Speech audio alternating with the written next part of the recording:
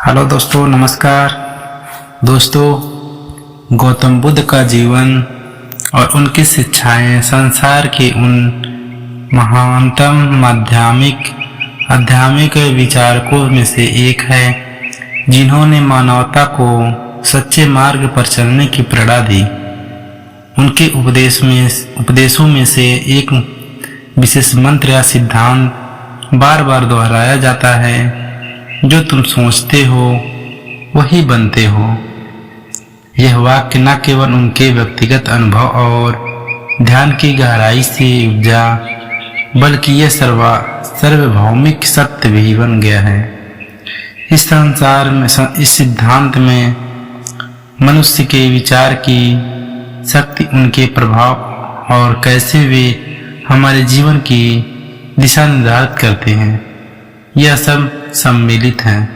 दोस्तों, हमारे चैनल पे नए हैं तो चैनल को लाइक करें, सब्सक्राइब करें और बेल घंटी दबाना ना भूलें। आइए दोस्तों, शुरू करते हैं विचारों की शक्ति और मन का महत्व।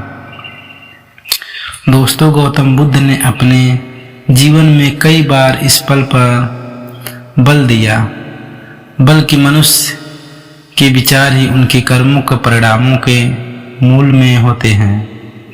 उन्होंने कहा था, मन ही सब कुछ है, तुम जैसा सोचते हो वैसे ही बन जाते हो।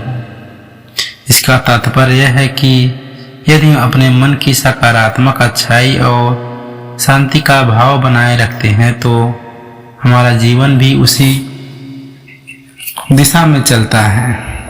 इसके विपरीत यदि हमारे मन में नकारात्मक द्वेष या हिंसा होती है तो यह हमारे कार्यों और जीवन के अनुभव में परिलक्षित होता है। दोस्तों, ध्यान और आत्म निरीक्षण का महत्व। बुद्ध ने ध्यान और आत्मनिरीक्षण को एक साधन के रूप में देखा, जिससे व्यक्ति अपने मन के गहरे और दृश्य कोणों तक पहुंच सकता है।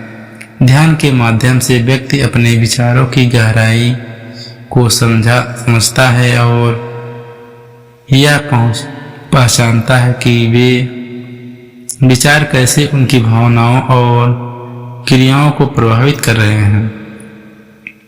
बुद्ध का यह मत था कि यदि हम अपने मन को समझते हैं और उसे अनुशासित करते हैं तो हम अपनी इच्छाओं और शांति से मुक्त हो सकते हैं और एक शांतिपूर्ण जीवन जी सकते हैं। दोस्तों, कर्म और विचारों का संबंध। बुद्ध के उपदेशों में कर्म का सिद्धांत महत्वपूर्ण स्थान रखता है। उनके अनुसार कर्म केवल भौतिक क्रियाएं नहीं, बल्कि विचारों का परिणाम भी होता है। विचारों की उत्पत्ति से ही हमारे कार्यों की दिशा निर्धारित होती है। इसीलिए यदि व्यक्ति अपने विचारों को शुद्ध और सकारात्मक बनाए रखता है तो उसके कर्म भी सही और शुभ होंगे। बुद्ध ने स्पष्ट किया कि विचारों को शुद्ध करना आत्म साक्षात्कार और मोक्ष प्राप्ति के लिए आवश्यक है। दोस्तों, जो सोचोगे वही मिलेगा का आध्यात्मिक पक्ष है। यह विचार न केवल मानसिक विकास और आत्म सुधार के लिए उपयोगी है, बल्कि यह एक गहरा आध्यात्मिक आयाम भी लिए हुए हैं। जब हम कहते हैं कि जो सोचोगे वही मिलेगा, इसका अर्थ यह है कि हमारी चेतना की स्थिति हमारे जीवन में अनुभव होने वाली परिस्थितियों की आकर्षित करती है। यह सिद्धांत आकर्षण के नियम के समान है, जो कहता है कि हमारा मन एक चुंबक की तरह कार्य करता है और हमारे विचार जीवन की घटनाओं को खींच लाते हैं। इस मंत्र का व्यवहारिक उपयोग। गौतम बुद्ध के इस मंत्र का व्यवहारिक रूप से अपनाने के लिए हमें निम्नलिखित उपायों पर अपने जीवन में शामिल करना चाहिए। दोस्तों, पहला है सकारात्मक विचारों का अभ्यास दिन की शुरुआत और अंत सकारात्मक विचार से करें।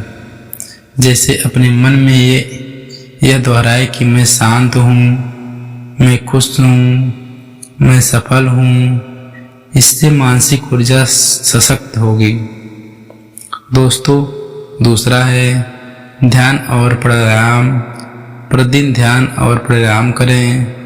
यह अभ्यास मन को स्थिर करता है और सकारात्मकता को दूर करता है, नकारात्मकता को दूर करता है। दोस्तों, तीसरा है सकारात्मक लोगों का संग। अच्छे और प्रेरणादायक लोगों के संपर्क में रहना भी हमारे विचारों पर सकारात्मक प्रभाव डालता है।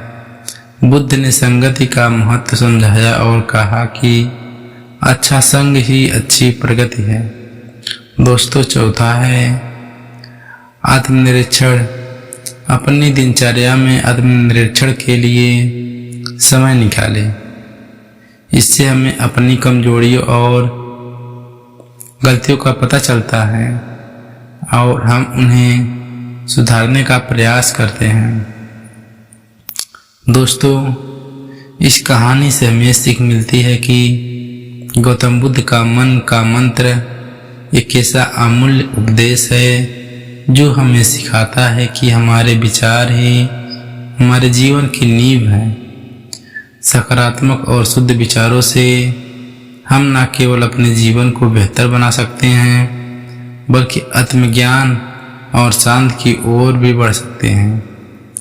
इस मंत्र का अनुसरण करने से मनुष्य अपने भीतर की अनंत शक्ति को पहचान सकता है और बाहरी परिस्थितियों से निर्बाध रहकर अपने सच्चे आत्म से करीब पहुंच सकता है। दोस्तों, इस प्रकार बुद्ध का यह संदेश सिखाता है कि यदि हम सचमुच शांत, संतोष और आत्म विकास की खोज में हैं तो हमें अपने मन के विचारों को समझना और उन्हें नियंत्रित करना आना चाहिए। दोस्तों, ये कहानी आपको कैसी लगी? अगर अच्छी लगी तो चैनल को लाइक करें, सब्सक्राइब करें और अपने दोस्तों में ज़्यादा से ज़्यादा शेयर करें। फिर मिलते हैं दोस्तों अगले वीडियो में। तब तक के लिए राधे राधे दोस्तों, राधे राधे।